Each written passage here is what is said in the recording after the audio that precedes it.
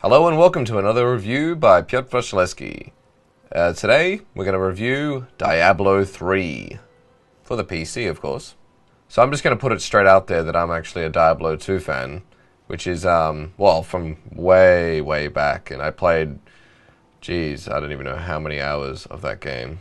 Go Zillidan. And yeah, so I guess my review will probably reflect the fact that I've had past experiences with this game. And me personally, I've been waiting for this game for like, I don't know, years and years and years. Probably not the whole, whatever, 13 years it was since it came out or whatever. But yeah, I had a pre-order down 3 years ago at an EB Games because I was that excited about playing it. And now it's here. But what definitely did scare me was the onlineness. As soon as I found out that it's going to be entirely online and all that jazz, yep, that kind of put me into a bit of a fear mode. Let's start with story. The story is really good. I guess that's to put it really simply. But I will say that the story doesn't outweigh the gameplay for me anyway.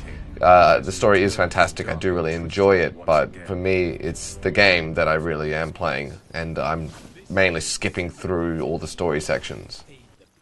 Mind you, the story cutscenes, especially the CG ones, are phenomenal. Once again, they're just, Blizzard, you've taken it again and just put it up to another level of beauty and complexity, and it's just such an amazing visual. I mean, I heard something about them making a movie based solely on that graphics and all that beautiful CG they did, and yeah, I'd thumbs up to that. Another great storyline element is how rich the actual lore is. As you play through Diablo 3, you're constantly finding books and talking to random people that are enhancing your story experience and really bringing it to this complex level, which I really love. Now let's move on to gameplay, the all-exciting gameplay. Now, Diablo has always been about gameplay. It's about constant, amazing, freaking monster-killing gameplay and collecting items gameplay.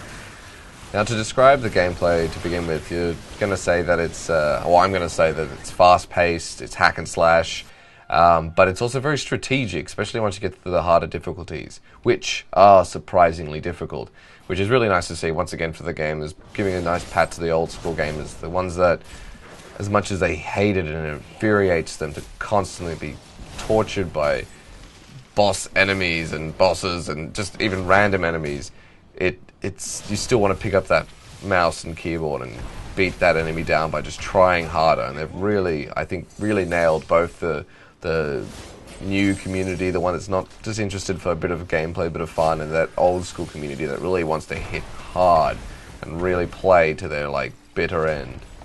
Another element about the gameplay, which is also phenomenal, it is quite smooth. As games go, the gameplay really runs really well, especially if you obviously optimize your computer correctly and all that jazz. But yeah, it just runs really smoothly, and that's how you want to experience Diablo, because nothing scares you more than having a huge bunch of enemies at you and it starts to lag. So it has this smooth gameplay, as well as it being very like customizable. The controls are very moldable, and you can try all these different combinations and things like that, and you end up doing so towards the end because it gets pretty difficult, and you want to be able to really perfect your character and really play it seamlessly. And now the all-important bosses. Of course, another reason why we play Diablo is because the boss fights are awesome, and the boss fights have retained their awesomeness. They're still epic, they're huge, they're believable, they're challenging, yet they're not overtly too challenging where you just cannot beat the bosses. I mean, of course, if you're not geared correctly, if you're not spec'd correctly, then you will find them a little difficult, especially in the Inferno and Hell difficulties, but they're still very well created, so never fear that they've brought back the bosses. But on a downer note, I must say though, it's I actually don't find the items as unique as I'd like to be. This could just be me, I could just be not remembering how items are put together, but I find item finding very exciting, and I really want to get to the next tier of items, and I want to see how powerful I can make my items, especially considering how often they drop and all that stuff. But I feel like I'm not excited for that broad axe, the one that I remember the name of, because I've, seen it before and I've seen other incarnations of it. The naming system is because there's so many, just it loses its unique feeling. And so I don't know if that's a downer, but still I'm really addicted to collecting these items. I'm really enjoying it still. But there's nothing like in Diablo 2 where I remembered every single item as it progressed through all the tiers, and I knew exactly what to pick up and what to just leave behind because it doesn't even care about, you know. Okay, let's move on to graphics. Of course, the all-important graphics. This game doesn't struggle there. I heard some people early on say that this game didn't quite look to the way they wanted, and I don't know what else they had to say, to be honest. I didn't really listen because I was too wowed by how it looked. When you go from playing Diablo 2 and then you move to Diablo 3, it's a beautiful transition. The complexity in the landscape, the detail of characters, and each spell just looks unique and powerful, and it doesn't feel repetitive. And yeah, I think graphically this game has done a great job, and also it scales really well. So if your computer is older, like mine is, then just bring down the resolution, bring down some of the effects, and you probably won't struggle playing. You know, it's completely customizable, which is great, because it also caters to the fact that there are people out there who just don't have great computers, who don't want to play the latest and greatest graphical, like visually settings, you know, where you couldn't control it, you can't, they just want to enjoy the gameplay. And so it allows for people to do that, to bring down that. But even at a lower graphical setting, it still looks pretty, it looks amazing, and it's just generally complex, which is what I really enjoy about it. Now the all-important audio. I'm going to be really quick about this because I want to be under 10 minutes. Audio, once again, clear, beautiful, well-recorded, very complex. All the dialogues enhance the lore, like I've said before.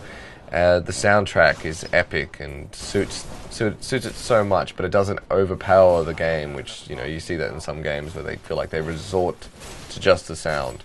And yeah, and all the sound design of all the weapons, all the attacks, and all the special moves are all unique and beautiful and non-repetitive. I mean, you hear them over and over again. You'll be hearing this thousands of times, and yet you don't feel like over it. They've done a great job in the audio respect. And now the scary part, the online part that has gotten the most feedback from most reviewers, most everything. And well, I mean, let's just look at the positive first. It runs great. The lag, very rarely does my internet lag when I'm playing online co-op with friends. It doesn't seem to struggle whatsoever. It has a very good compensation system, one that would, you know, if someone is lagging, it doesn't drag everyone down. Of course, there are some hiccups, but that happens with all games.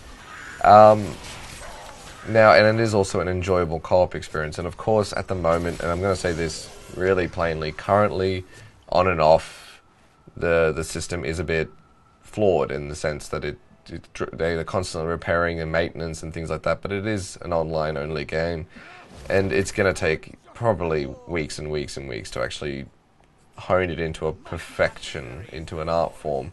I'd just love to know it more in advance when these servers need to be shut down, rather than finding out mid-game or something like that, or maybe some kind of alert system, you know, hours and hours before, so I can really cater and kind of schedule myself to what I really want to play.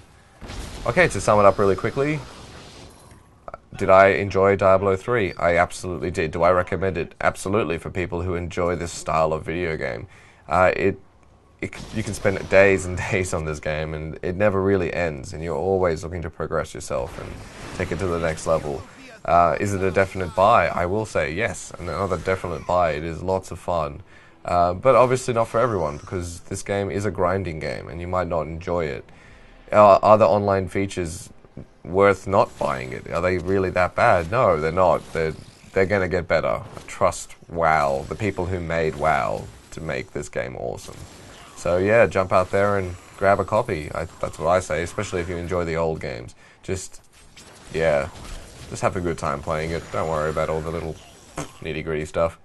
And with that, I'm going to say cheerio, and please feel free to like and subscribe. Have a good day.